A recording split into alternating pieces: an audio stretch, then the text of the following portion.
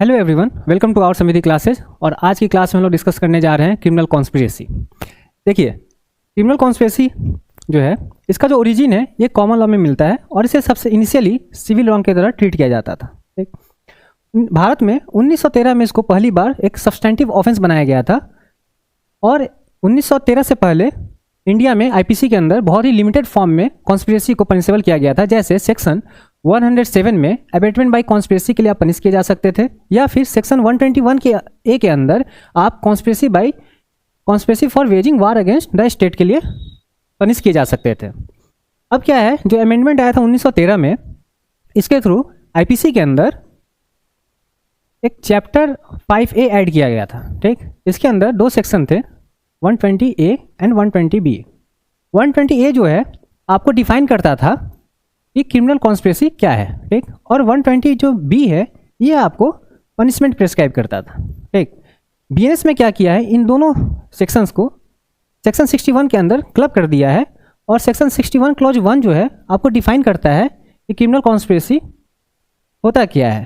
ठीक, और क्लॉज 2 जो है ये आपको पनिशमेंट प्रेस्क्राइब करता है और इसमें कोई चेंजेस नहीं किए गए हैं डेफिनेशन में। ठीक, अब देखो इसका डेफिनेशन क्या कहता है। जो सेक्शन 61 क्लॉज 1 है, ये कहता है when 2 or more persons agree to do or cause to be done an illegal act or an act which is not illegal by illegal means such an agreement is designated as a criminal conspiracy. मतलब criminal conspiracy क्या है, एक agreement है। ठीक, अब जब भी agreement की बात होगी तो हमारे पास जो मिनिमम रिक्वायरमेंट है, पहला रिक्वायरमेंट है वो है कि कम से कम 2 लोग होने चाहिए। ठीक, अब कोई एक अकेला इंसान खुद के साथ कंस्पायर तो नहीं कर सकता है, खुद के साथ कोई एग्रीमेंट तो नहीं कर सकता है ना। तो इसका क्या है, मिनिमम जो रिक्वायरमेंट है इसमें 2 लोग का होना जरूरी है। ठीक, मिनिमम 2 पर्सन।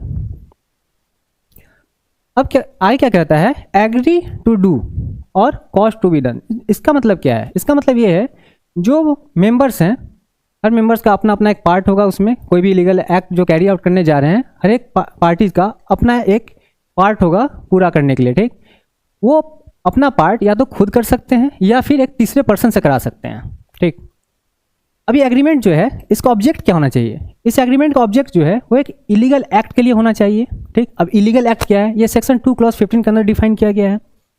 फिर कहता है और दूसरा और किस चीज़ के लिए हो सकता है, चलो ठीक है, ये भी हो सकता है कि इलीगल तो नहीं है, हो सकता है कि जो अल्टीमेट ऑब्जेक्ट है एग्रीमेंट का, ठीक, वो इलीगल नहीं है, लेकिन उसको करने का, कैरी आउट करने का जो तरीका है वो इलीगल है। उस केस में भी आपको क्रिमिनल कॉन्स्पिरेसी के लिए लायबल होंगे। देखो क्रिमिनल कॉन्स्पिरेसी क्या है, जब डेफिनेशन देखते हैं सेक्शन 61 के अंदर, तो क्या है, क्रिमिनल कॉन्स्पिरेसी एक एग्रीमेंट है। ठीक, अब यहाँ एग्रीमेंट का क्या मतलब है, यहाँ एग्रीमेंट का मतलब है मीटिंग ऑफ माइंड से। मतलब every one of the conspirator must intend to carry out the said illegal act. मतलब जितने भी मेंबर्स है कॉन्स्पिरेसी के, उनका इंटेंशन होना चाहिए इलीगल एक्ट जो है अपना उसको कैरी आउट करने का। ठीक, तब आप उसको कहेंगे कि यहाँ पे एक एग्रीमेंट हुआ है जो क्रिमिनल कॉन्स्पिरेसी है। इसमें एक और बात आती है कि mayor knowledge is not sufficient. मतलब मान लो A, B और C प्लानिंग कर रहे हैं, एक प्लान बना रहे हैं D को मारने का।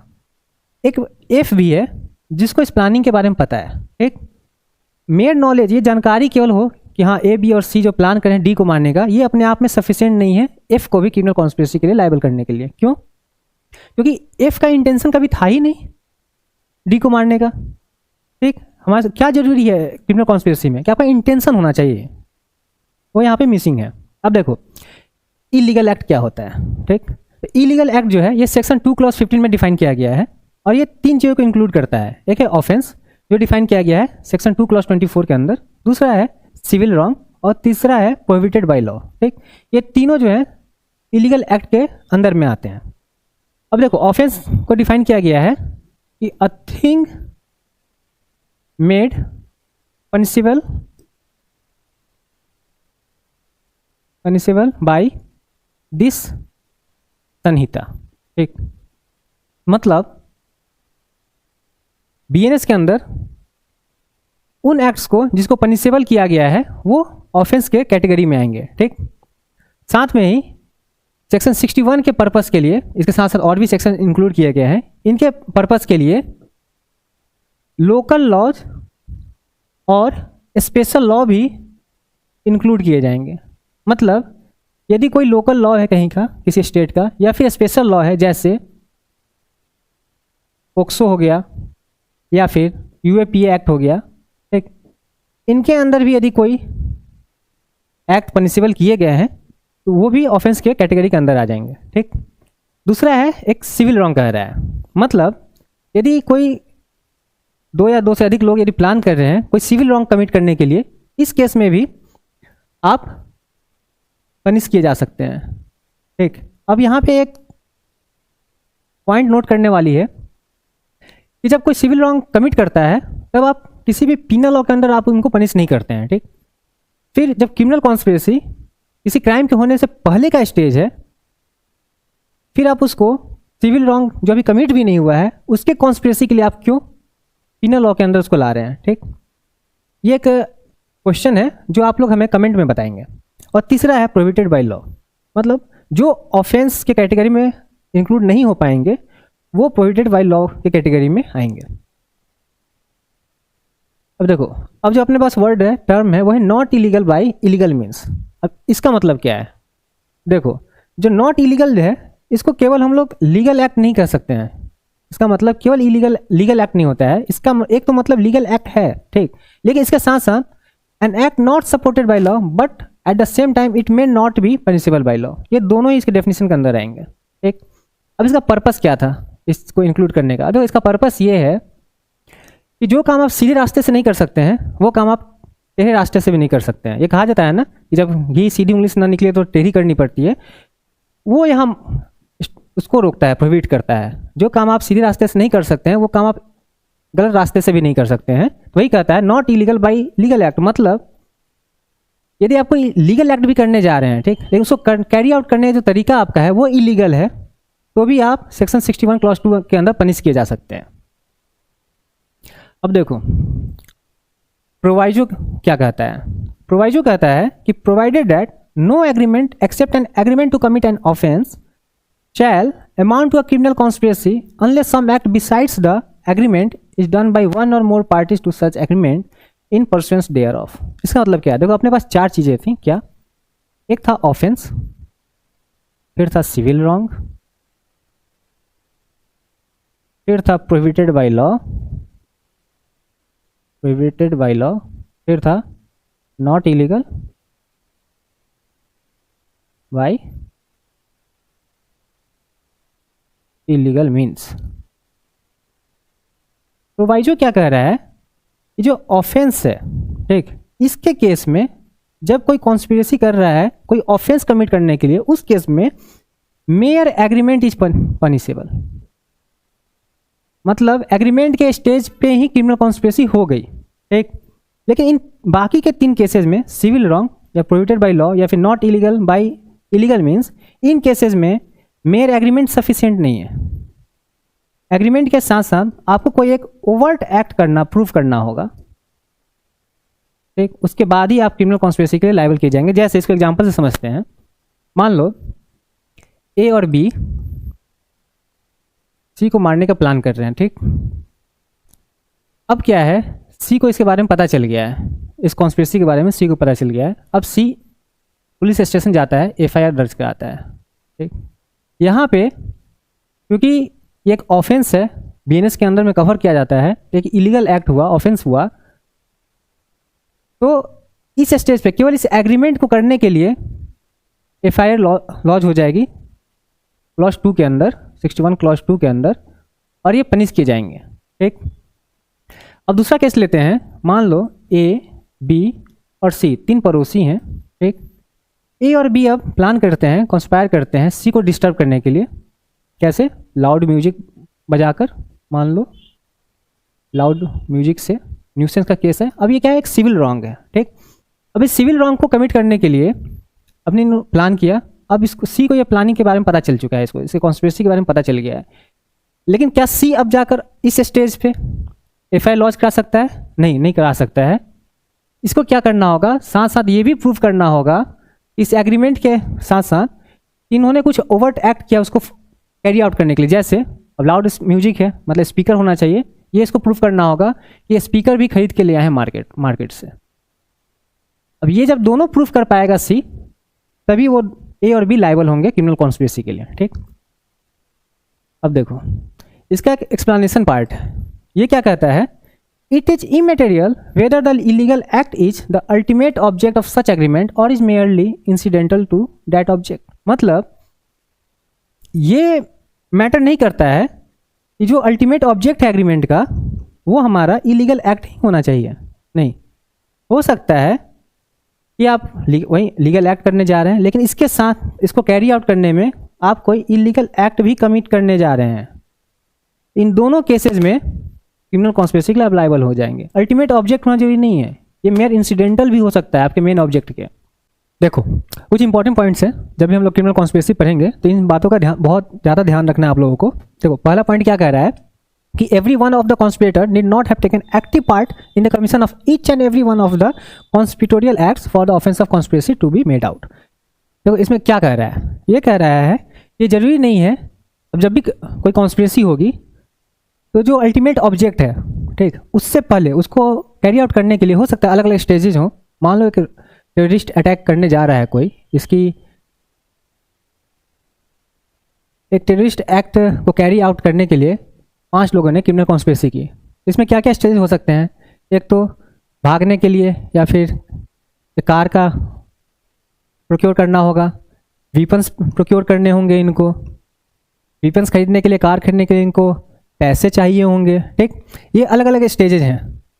ठीक, तो जरूरी नहीं है कि हर एक मेंबर इन हर एक्टिविटी में, ठीक, एक्टिवली पार्टिसिपेट करे, ये बिल्कुल जरूरी नहीं है। ठीक, और दूसरा ये कहता है was involve in it from start to finish.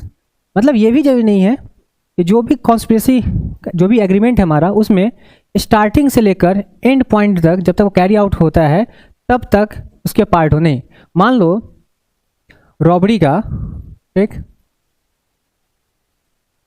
Carry out करने के लिए एक एग्रीमेंट बनता है 5 लोगों के बीच में। ठीक, अब क्या है यहाँ पे,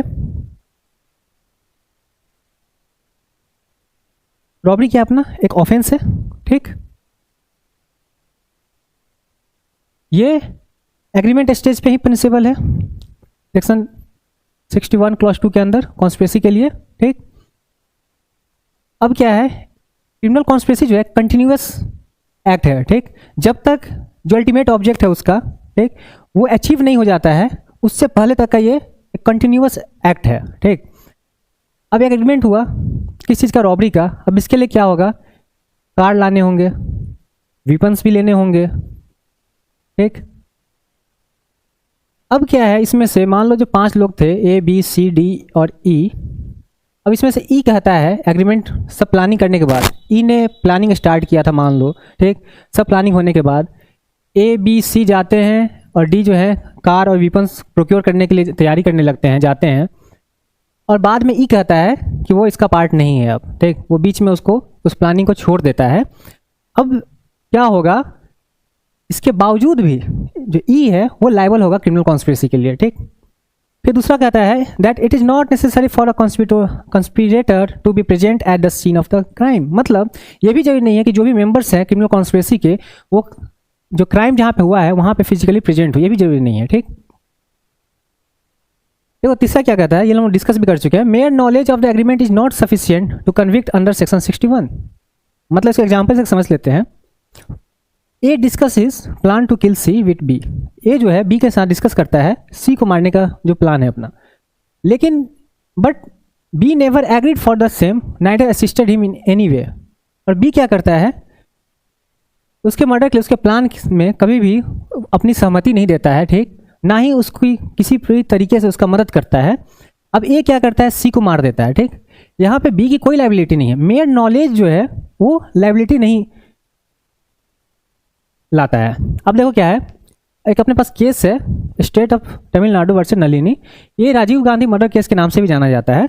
इसमें 2 बातें सुप्रीम कोर्ट ने कहा था, एक तो अभी मेयर नॉलेज की बात हो रही थी वो हम लोग डिस्कस कर लिए, दूसरा ये कहा था कि that the shelter provided to the main accused involved in the Rajiv Gandhi murder case knowing that the accused involved in the commission of the offense would not be sufficient to infer that the accused who provided shelter was a member of conspiracy. अब देखो शुरू में मैंने एक बात कहा था, जो क्रिमिनल कॉन्स्पिरेसी है वो क्राइम होने से पहले का स्टेज है। यहाँ पे क्या है, जिसने शेल्टर प्रोवाइड किया है, ठीक, वो क्राइम होने के बाद शेल्टर उसको प्रोवाइड कर रहा है, ठीक, और ये इनिशियली उसका एग्रीमेंट का मेंबर नहीं था, और नहीं ऐसा है कि उसको पहले से इसका पता था, लेकिन हाँ इसको ये पता है कि अब ये मर्डर करके आया है, ठीक, राजीव गांधी का मर्डर करके आया हुआ है, ये जानते हुए भी उसने शेल्टर दिया।